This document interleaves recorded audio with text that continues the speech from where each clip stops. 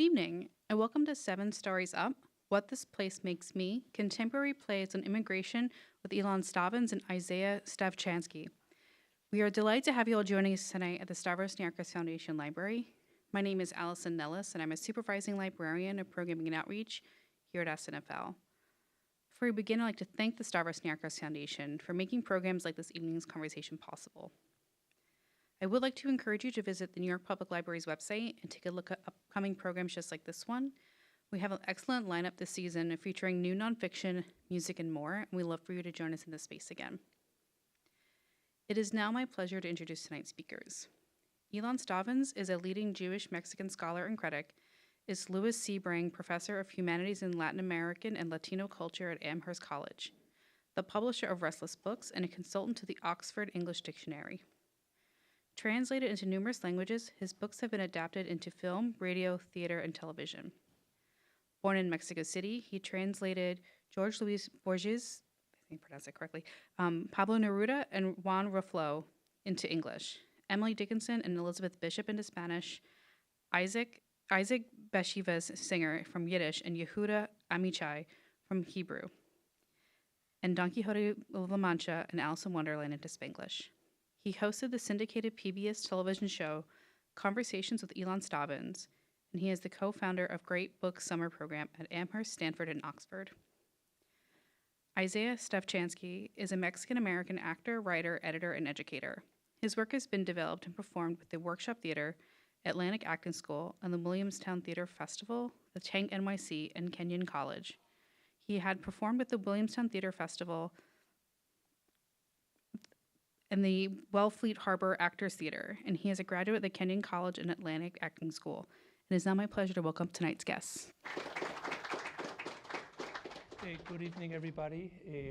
Hello to all. It's a pleasure to be engaged in a conversation with Isaiah Stavchansky on this wonderful book that was just published, What This Place Makes Me, Contemporary Plays on Immigration, that includes plays by 7 different playwrights from 7 different backgrounds. Before we start in that conversation, I want to thank the New York Public Library for opening its doors to us, independent publishers like Restless Books, that is responsible for bringing this book out, and for remaining a forum where tough, important, decisive, provoking conversations can be had in this time of a narrowing democratic conversation. We live in a darkening and hopeless moment in American history, one in which important members of our community all of a sudden disappear from our streets, our kitchens, our classrooms, our offices, just near us. Some of us who come from Latin America have a word that was used during the dirty war, La Guerra Sucia, that became ubiquitous, and that word is desaparecido, disappeared.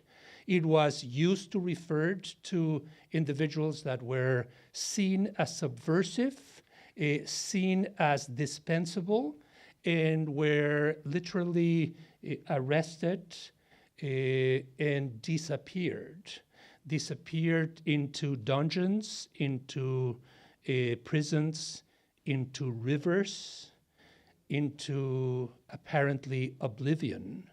But oblivion in the end did not win.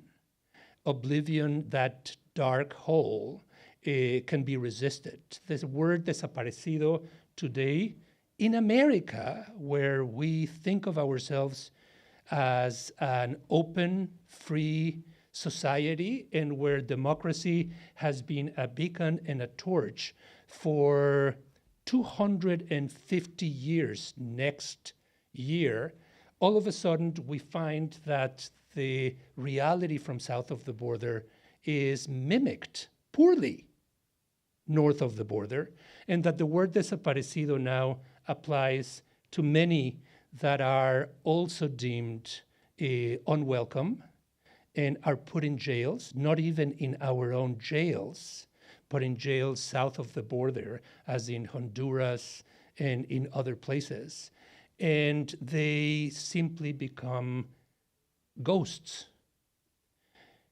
But we will resist that effort. We will not allow, to the degree that is possible, to take those brothers and sisters away from us. I was just reading in the New York Times that 3 of the most distinguished scholars on tyranny, Isaiah, one of them, Timothy Snyder, and his wife, have decided to leave the country and move to Canada to teach at the University of Toronto because of the gloom that they see at this time.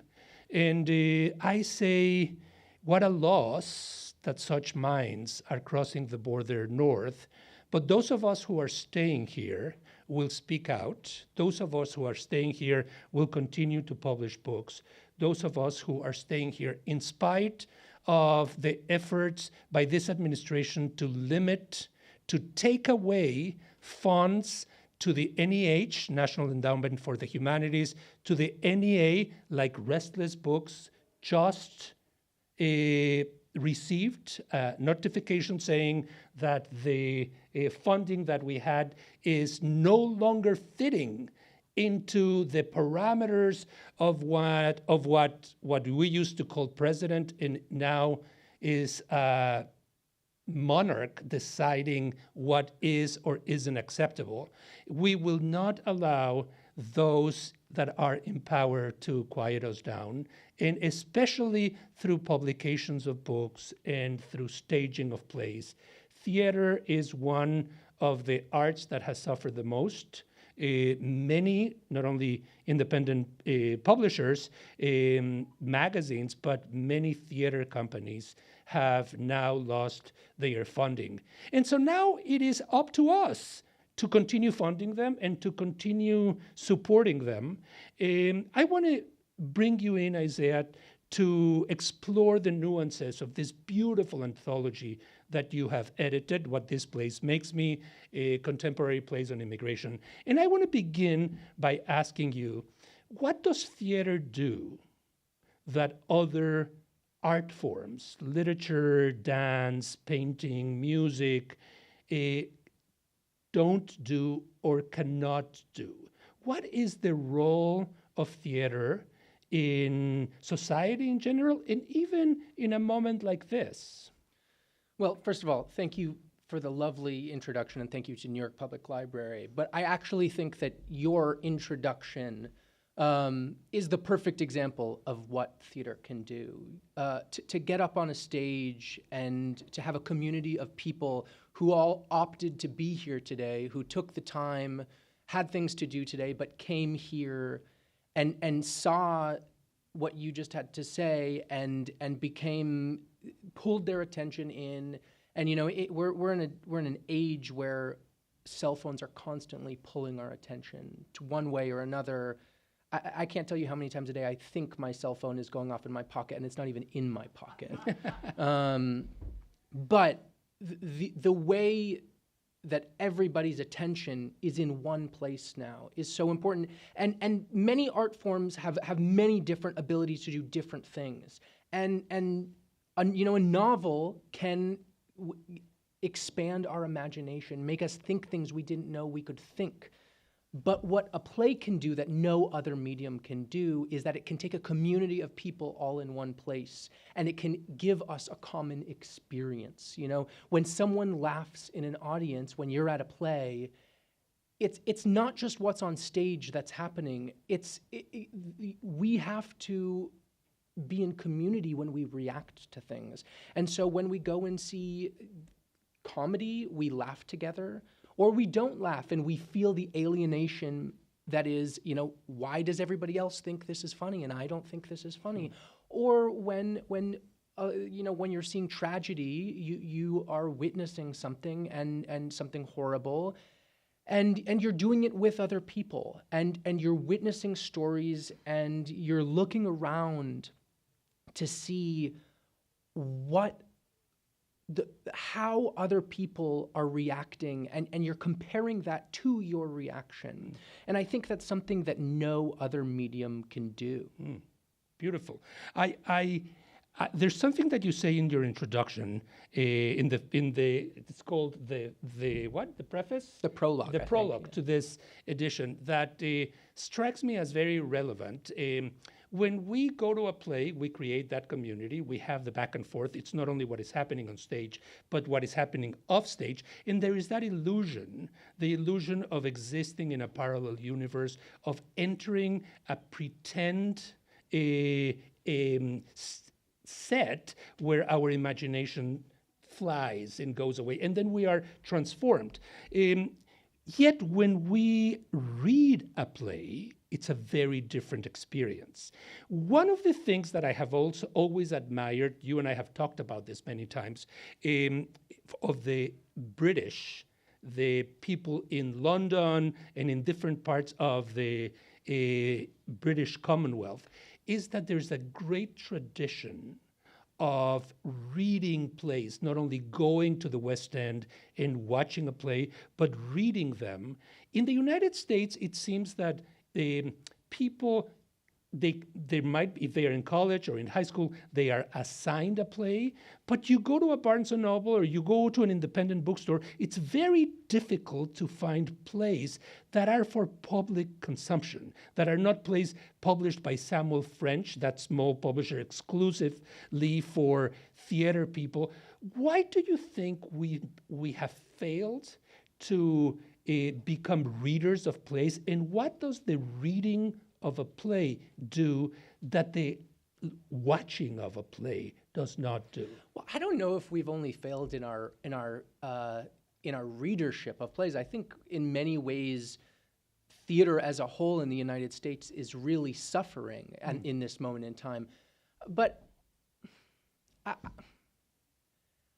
I think that in total, people really, they read one Arthur Miller play in high school, and then they read one Shakespeare. And most of the students these days are probably not really reading line for line that Shakespeare. And they're saying, okay, you know what? This is a different thing from, the musical that I get to see. Yeah. Musicals are terrific. And I think actually our musical theater scene is thriving. Mm-hmm. But I think that to read a play is quite easy, but we don't have a lot of experience with it. And I don't even know that the Brits have a huge amount of tradition of reading plays. Maybe no. But they have a tradition of publishing them because they have a big tradition of going to see plays. Mm-hmm. And so I personally think reading plays is very important and very enjoyable.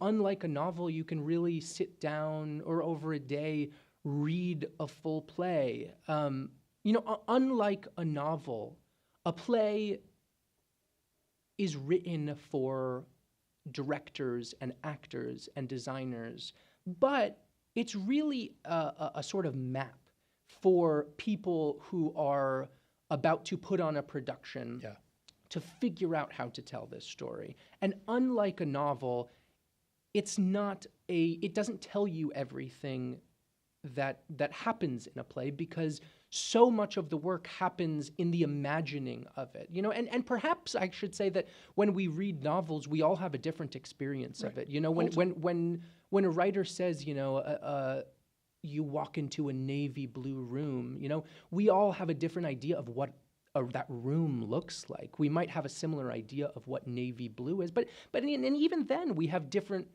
connotations of each color. So the actors and the director and the designers are imagining that for you, and then we are having a singular experience together.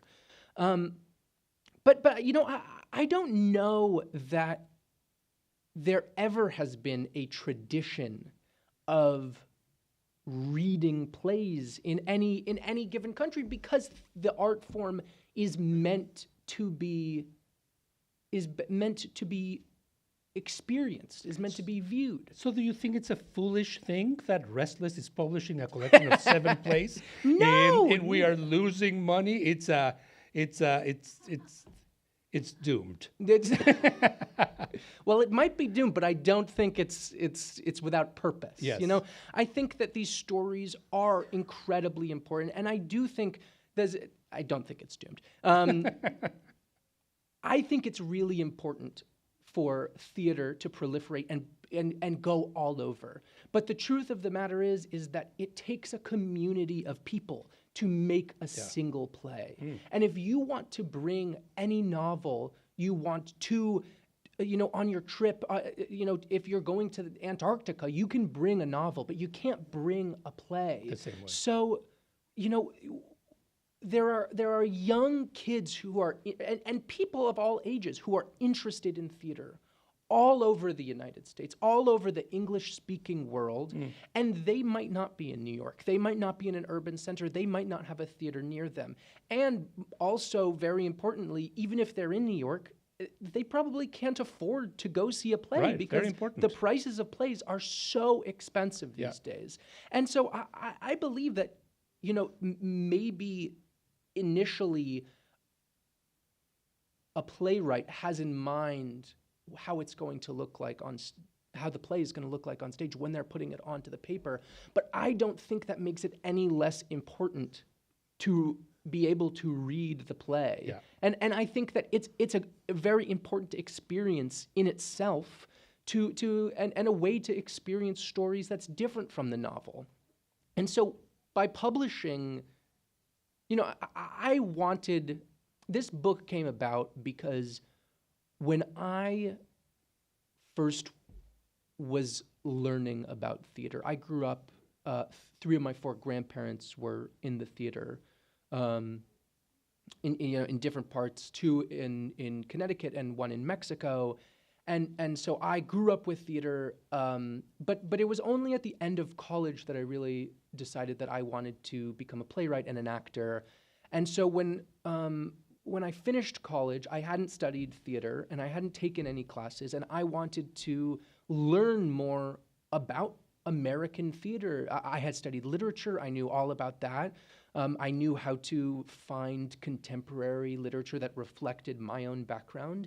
And I had no idea how to find plays that looked like me, or sounded like my background, or were interesting to me. I didn't know where to find that, and I wanted to take in a lot of plays, and I didn't have the option of seeing many plays. And there are so many plays that are brilliant that maybe were produced 10 years ago in New York. Right. Even if you're in New York and you have the privilege of going to the New York Public Library's 59th Street location that's devoted to theater and performing arts, which is amazing. I was not able to do that. And so without a guide to know where to look, I decided I was going to read the Pulitzer Prize plays, winning plays. And I think you spent an entire summer I spent the entire summer reading them. reading the Pulitzer Prizes. Yeah, that was in 2018, and it had started in 1918, and so it was 100 plays I read that summer. And I'm going to be honest with you, I did skip the musicals, but because that I couldn't read the music. That's another conversation. Okay. I was interested in the stage plays, and on those plays, there were so many stories that I knew. There was Arthur Miller, but there were so many I didn't know, and I read at least one play every day, and I finished it, and I still felt like I hadn't scratched the surface. And just doing that alone was very challenging. 1, because it was reading multiple plays every single day, but 2, it was so hard to find all of these plays that had won the most influential play of the year. I couldn't find I mean, online availability of the the place. availability of it. I had the access to libraries, the Amherst College Library, the local bookstore, on Amazon, and some of them I could not get. Yeah. And that's Amherst College at that point had and still has a really extensive personal collection of theater, which made it so I could read a lot of the older plays. But if you go online and you are able to buy the plays, you still can't find a lot of the important plays. And not only did I not have, I finished it feeling like, okay, I want to read and find more plays that reflected me. I finished that, and I had read a couple that I loved and felt like me, and I wanted to read more, but still, I didn't know where to go. I want to ask you, before we move to the plays that you ended up selecting for this volume, the 7, do you think, in retrospect, that the various committees that are behind the Pulitzer have a taste or an agenda? Now that you must be one of the only ones that has read 100 plays produced in 100 years. What do they go for? What is it that they are celebrating? Or is it really not possible to say the Pulitzer Prize Committee has this particular taste and sensibility? Well, I think something important to note about it is that it's not the most influential play. They self-describe as, I can't remember the first clause, but it's representing American life. So, there are actually a lot of plays that talk about immigration on that list. Going all the way back to Elmer Rice in the 30s, but I think a lot of those plays are influential plays that became very popular. Yeah. And are not such niche finds, or there's a lot of wonderful international plays that come to New York. Of course, it's for American plays. It's for American plays. Yes. But the group of people who select it change each year. So there wasn't so much a unifying force. A unifying force. Right.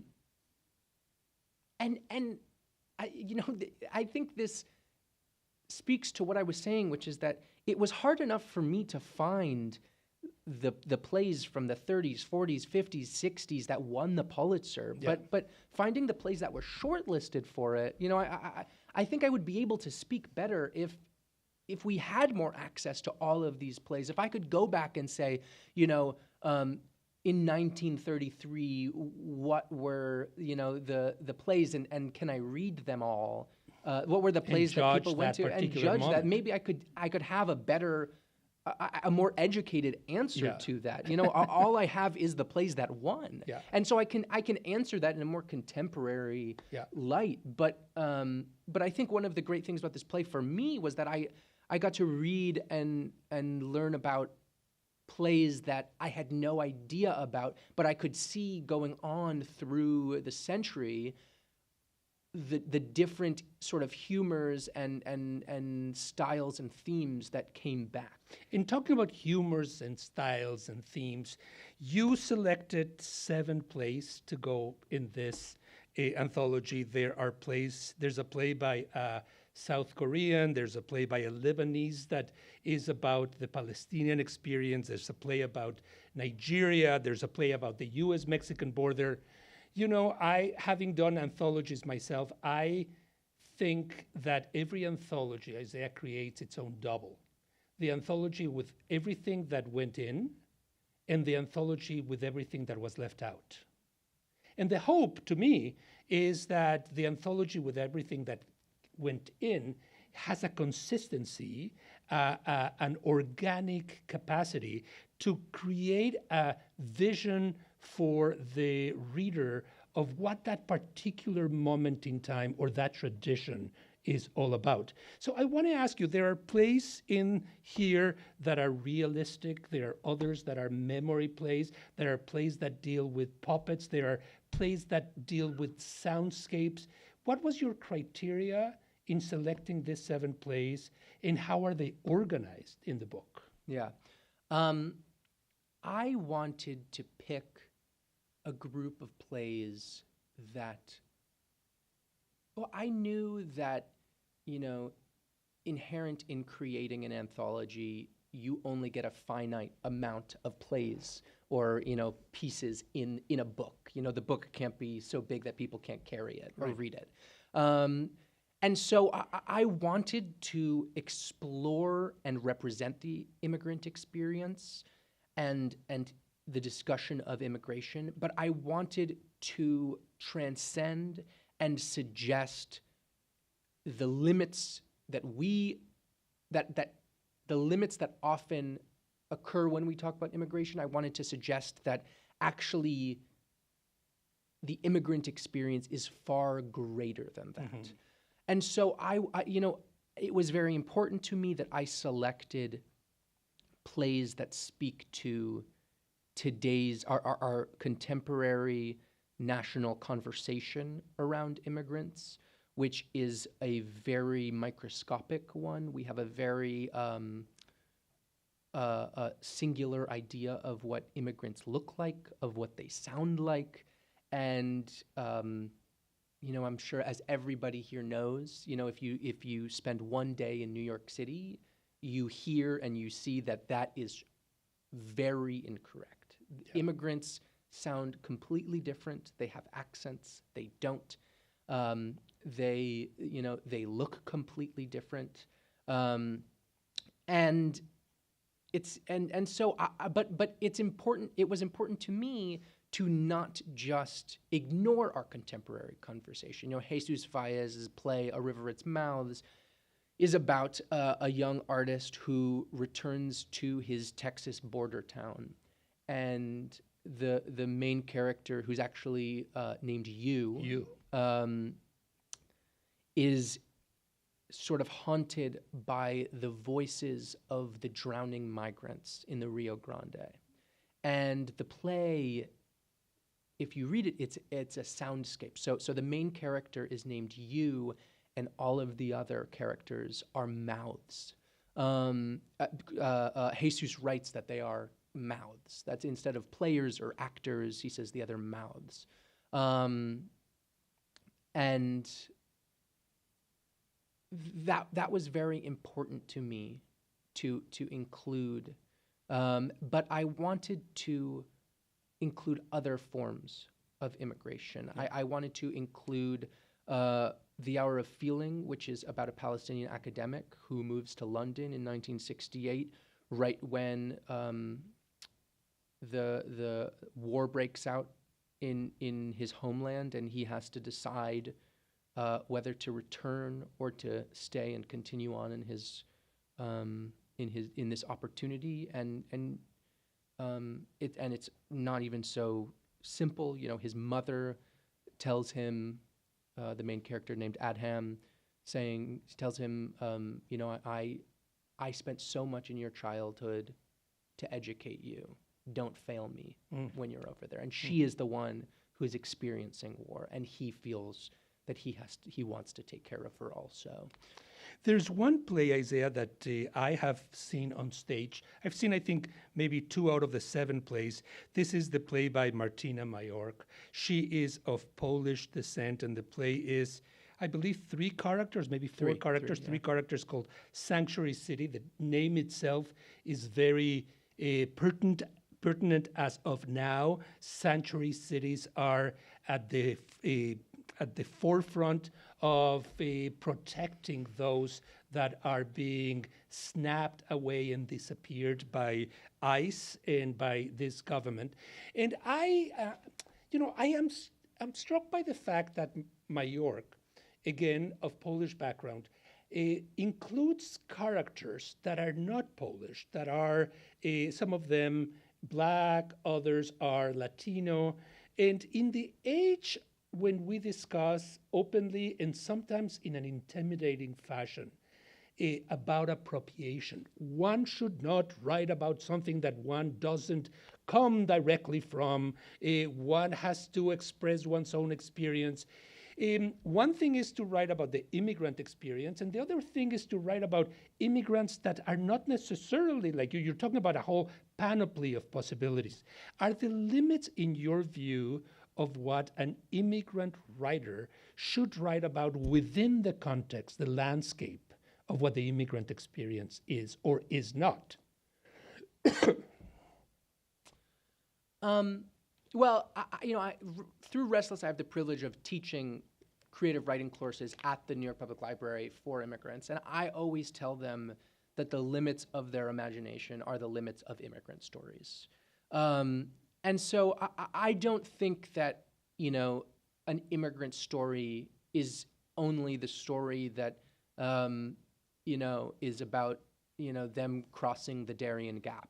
That is one immigrant story, and absolutely that is an immigrant story. But I think immigrant stories are more about a perspective, a life experience that brings wisdom, and the question is completely legitimate. But it brings me to another play, which is Wolf Play, about an adopted boy from Korea whose parents in the United States don't want him, and so they decide to sell him on Yahoo, on the website, which is a real occurrence that happens. It's based on a real fact. When people can't afford all of the legal fees for adoption, there's a whole underground adopting mechanism online. But for who gets to tell the story of children, so I think that who gets to tell the story of children, and something that we talk about often, and also in the New York Public Library's the creative writing classes, is that there's a common occurrence in immigrant literature, which is that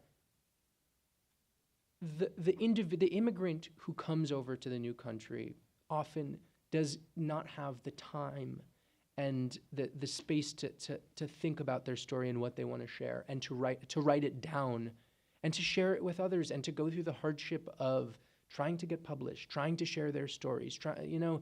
Writing it down is already challenging enough. Writing is incredibly challenging, but getting published, that's a whole nother can of worms. And so what happens often is that their children who tell the story, and they're celebrated for being able to put on their parents' tongue, put on the accent, write in the accent, and then opt back into what we see as a more educated voice. Yeah. And that is just it's a trend. It's not everyone. But I think when we think about who gets to tell stories, I think that the immigrant experience can be so harrowing that I don't think it's realistic to say that they should be the one who share their stories. Yeah. That life is hard enough. Which makes me think, Isaiah, of a question that I ask myself. You and I have talked about it. We talked about the immigrant experience. At what point is an immigrant no longer an immigrant? Are you an immigrant because you came from somebody else, and you will die an immigrant in the new country? Or is the process of assimilation such, in my case, many more years in the United States than in my native Mexico? I speak more frequently and in an easier and faster way English right now, though I teach in Spanish and I sometimes also write in Spanish. I sometimes in the middle of the night ask myself, is it fair for me to still describe myself as an immigrant? Or after so many years, 2/3 of my life, I am now a native to the degree that one can be a native, and it is up to the next generation, the one that is just crossing the border, to maybe describe themselves as the poor, the troubled masses yearning to breathe free. That's the Emma Lazarus big speech. And you're talking about something very, very interesting, which is that it is often left for the children of the immigrants or for the next generation. But what is the conclusion of that? Do you find it? Do you consider yourself an immigrant? You know, I think that I am an immigrant. I consider myself an immigrant. I think I sometimes perform as an immigrant, meaning I have acquired this identity and personality that I want to fight for immigrants because I have a microphone in front of me. I have a blank page that I can turn into a written page, and many of the immigrants don't have that. But I do feel a certain distancing from my original experience of when I first came here and didn't have the language to articulate some of the thoughts that were crossing my mind because my vocabulary was very limited, and I felt intimidated, and I felt this was not the place that I could call home. This was an invented place in my mind. So I asked myself that question: at what point does an immigrant no longer an immigrant? I frankly don't have an easy answer. I mean, I don't know. You know, I have the inverse experience of you, which is that I have grown up with Latinidad in my life, but my Spanish-speaking ability is not that of someone who's a native speaker. And so, like many, young people in the United States, they, their relationship with being an immigrant. English is the language that I speak. It's the language that I write in. And I am perceived as white, which is a color, a skin tone that we don't connect with being an immigrant. Yeah. So in other people's eyes, if I don't say anything, if they don't know anything about me, nobody thinks I am an immigrant. But I think that a lot of this conversation is connected to this contemporary idea of what an immigrant is. Yeah. Because I think there are so many immigrants who are so connected with society and who are so influential in society, and we forget that they're immigrants, but we're so quick to label migrants as at the border as immigrants. Right. When you think of Einstein or Penelope Cruz, right? Both of them. Nobody's like, oh, immigrant. Yeah. No, you have 100 other words that you would use. Yeah. I mean, and those are two completely different examples, but. I want to open this, Isaiah, to the audience, and we will do so in just one more question or topic that I want to raise with you. And there will be microphones that will be going on both sides. Hopefully, you can join us in this dialogue.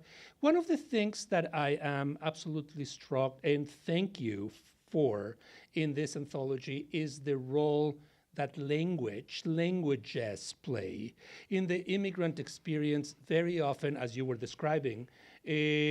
First is the reality that one doesn't have the lexicon to describe what one is going through because our audience is speaking or understanding a language that is different from the one we came from. And because as immigrants, we don't come from one country, we come from a plethora of countries, so every immigrant is dreaming and imagining in another language.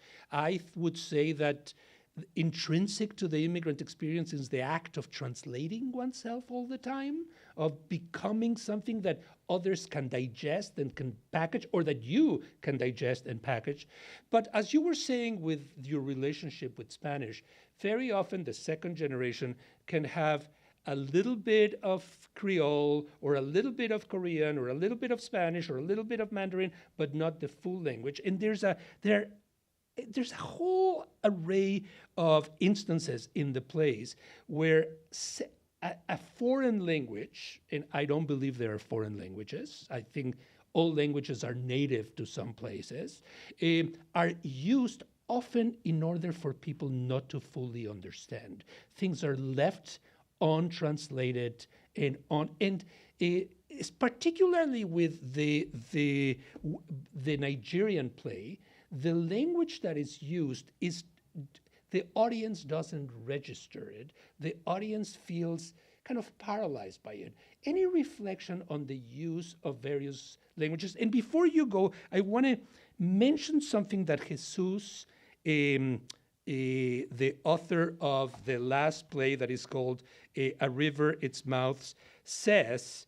He says, imagine this play as a spell. Imagine all language as just skin, Spanish, English, just a thin film of sound covering all that we actually are, water. And of course, the US-Mexican border is divided by water, and we just have that language as the skin that we show to others. Tell me about the registers of various languages. Well, just to highlight the vastness of the immigrant experience, my experience with language as someone who grew up here in the United States, was born here, I identify my experiences as immigrant experiences. For me, because English was the language I spoke at home growing up, with Spanish, but it was the language that I went out and have lived my life in. I have the experience where English sometimes doesn't have the word that I want, and I can only think of the Spanish word that is not in English. Right. And so I have never had to filter the logic of my mind into another language, but I have had the inability to say what I want to say because I understand things about the world that I learned from Spanish that we don't have in English. Yeah. But I think that like the vastness of the immigrant experience that I was talking about before, the experiences of language are so different. It's not just, are you bilingual, are you monolingual? Their language is so much more than just understanding and not understanding. There are so many, there's a sliding scale of understanding. You can be in a place where you understand the culture and you don't know the language, and you can understand what people are saying to you. And so, I was talking to Mfoniso Udofia about Sojourners, which is the Nigerian play that Ilan is talking about. And she was telling me that she doesn't speak Igbo, which is the language that the characters are speaking, but she grew up around it. It's kind of like me in Spanish. And listening to it. And so for her, the inclusion of that language is more of hearing it and having it being included to make these characters be who they authentically are. Yeah. And just because they're using this language doesn't necessarily mean that that it needs to be translated, and that I think is a slightly complicated idea, because I think in the other plays in it, we translate, the playwrights chose to translate all of the language because they knew that the actors and the people watching the play were going to need that to understand what was happening. But Mfoniso insists, even when people are watching her plays, that there are no subtitles, because she wants the experience of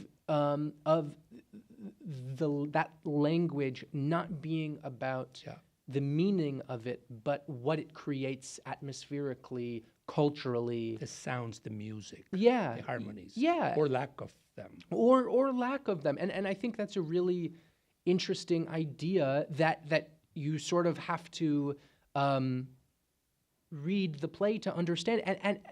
And I think also not understanding is part of it. I think it's very important. It's not, I think sometimes when we think of reading something, in the same way, it's, I read a sentence, do I understand it? But plays are poetry, and the sounds of the things that you're reading are the play. Absolutely. Whether we understand them or not. Plays are poetry. We're going to open this for a discussion, for questions and answers. If there's anybody who would like, there's one hand here, another hand here, and these are mouths in the book and hands right here who are speaking. Yes. Hi, Isaiah. I just wanted to share a thought and get your reflection on it. You were speaking in the beginning about the importance of theater as a communal experience, and you were saying that you went to the Pulitzer Prize-winning plays to get something your experience reflected back to you. I'm really agreeing with that and resonating with that, because I found that in the last few years, when I turn on TV, there's nobody that reflects my point of view, my perspective. I can't think of anyone on any channel that shares virtually any of my views. And at the same time, I can't really talk to other people in my life about the world around me, because it just leads to fighting instantaneously if everyone isn't in full agreement on every major topic right from the beginning. The only place where we can really engage anymore is the theater, because we're all sharing an experience right there together. Beautiful. And I just wanted to get your thought on that idea that now more than ever, theater has become this isolated place where we can actually connect with other people, because we're all experiencing what happened right there together. Yeah. No, that's exactly right. I remember, when I decided that I couldn't do anything else besides theater, I just remember, I don't even remember what play I was in. I was in London and I was seeing a play with other people, and I just remember the hairs on the back of my neck standing up. There's when you're watching something you love or you're reading something you love, there's just this moment where you come out of it and you realize that you've been in it for a long time and you didn't even know how much you were engrossed in this thing. And I think there's nothing more special than having that experience and then being able to look around and see, is someone bored? Is someone also having that experience? And if someone is bored, that is just as meaningful, because you get to see, you say, okay, we're all different. That's great. There's another play that it's going to be the opposite. But just that communal experience, I couldn't live without it. There's another question here. I love that question. I love the answer. I love the hairs right here in the back. And I love the fact that we are all, as we connect with theater, disenchanted, I think, or many of us, with the moment in which we're living, where agreeing and following a particular trend of thought seems to be the default approach, as if dissent or a contrarian view were themselves seen as a form of alienation or dissidence. Democracy is a pretty messy state of affairs, screaming and shouting and having opposing views, and going to a play where you can have a family that is made of members that are contradicting each other can be a mirror to what your own family or what your own imaginary family is. And I think it's more important than ever that living experience is not in film. It's living people. I'd like to add one more thing. I was at a play, I think it was last year, and it was the first preview. So there's a run of shows before the play technically opens to the public, and that's when reviews are allowed to come out. One of the actors had a moment where he jumped onto the stage because he found something, and he had a prop, and he was so excited about it. And the top of the prop he goes, aha! And the top of the prop flew off into the fourth row of the audience. And I think and everybody was laughing and laughing and laughing, and people passed it from one person to the other, and eventually it got back to the stage, and then the actors couldn't figure out how to put it back together. And I think that's something that is so important about theater, is that what you're experiencing in front of you is not frame perfect. there are moments where these people who are putting in every ounce of energy that they have to performing in front of you, something happens. Life is like that. You know, every plan we have does not go perfectly. And we get to see those moments where, you know, things go in an unexpected way, and you see people bring it back together. And often it's just the actors who, you know, something falls and everybody knows that thing shouldn't have fallen or something breaks. But this was a moment where it went into the audience, so everybody sort of had to acknowledge it. And so you know, it's not just seeing it and experiencing it together, but it's the leap of faith that we all take together in saying, this is a story, and I came here and I'm invested in it, and I'm going to sit here quietly, or I'm going to laugh, but I'm going to sit here and respect everyone else's experience, and I'm going to experience it together, and it's someone making something in front of me. Beautiful, beautiful. I think we have another question here, and maybe more. I'd like to follow up on Isaiah's notion of theater as community, as when we attend a live performance, it brings us all together.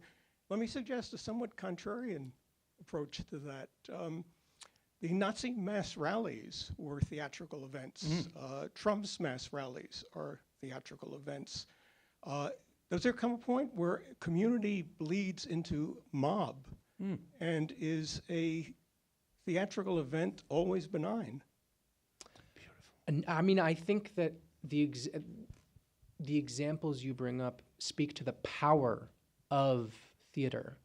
You know, there's a reason why, you know, the Nazis who you know, were experts and studied propaganda decided to you know, hold mass rallies, and I think the same is true of Trump. You know, live performance is a very powerful thing, and I don't know that I have the answer to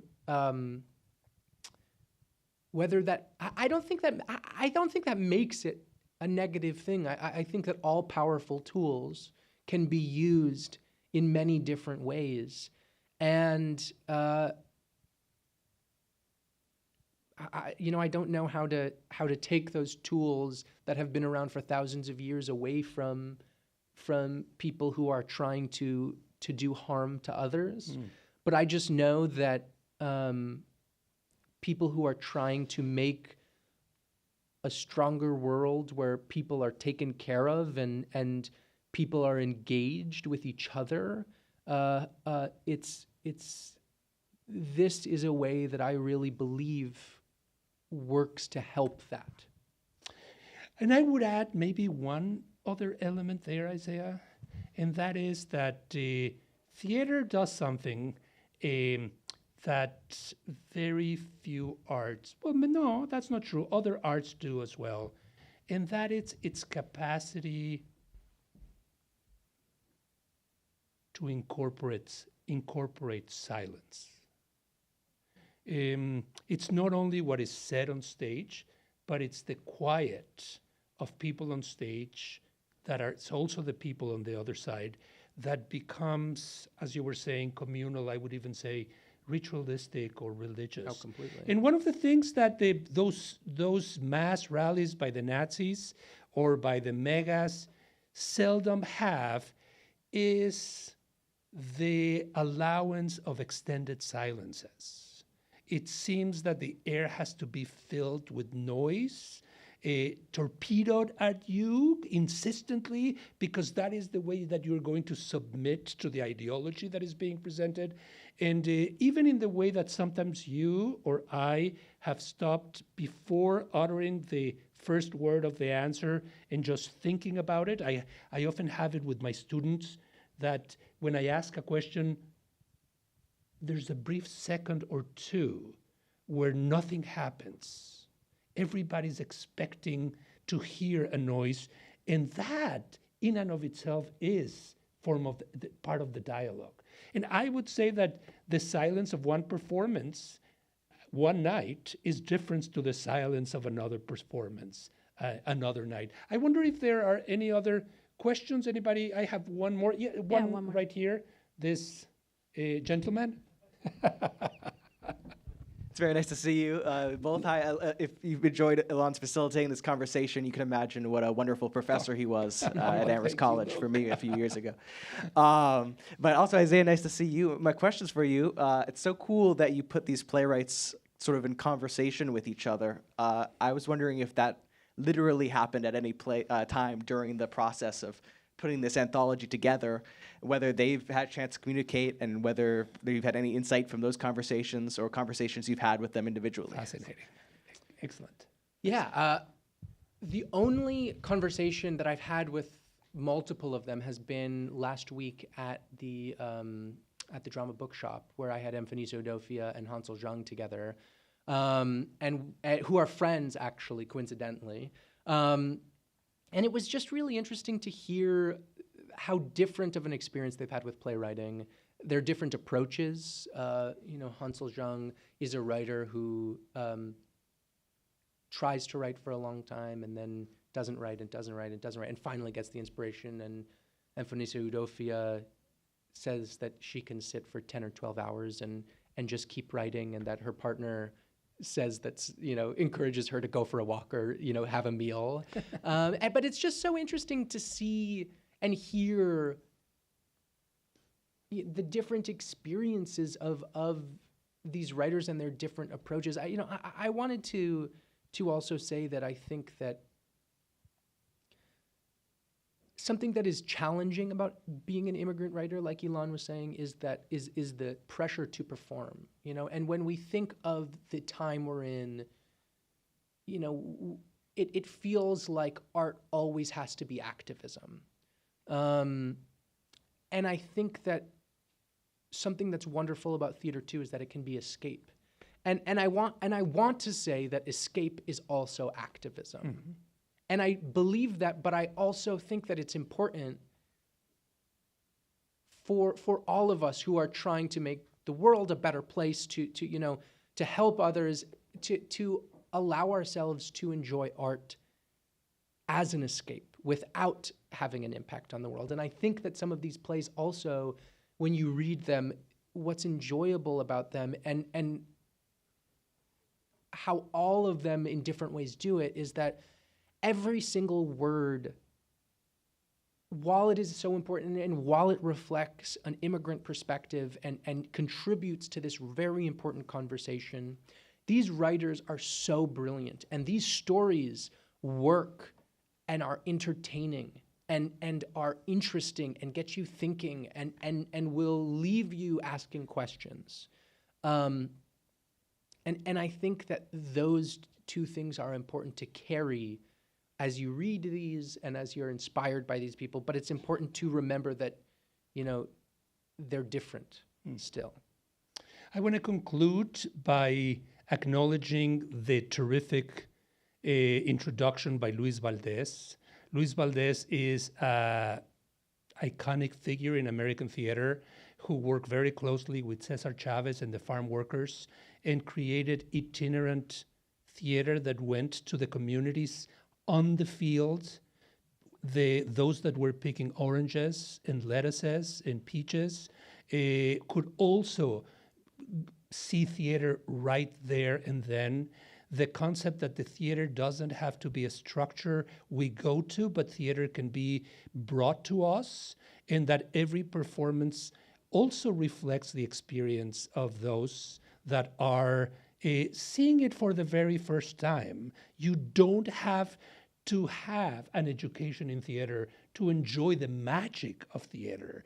The concept that lights go off and then all of a sudden a new reality, a new universe opens up in front of you. And there's something that Luis Valdes, a man who I have admired for many years, says in his introduction that strikes me as both beautiful and polemical. He says that immigration is humanity in motion. In transit. In transit. Yeah. Humanity in transit. And you and I were talking about it, and you said, well, isn't all humanity always in transit? Yeah, I'm in transit every week going to work. You're going back and forth.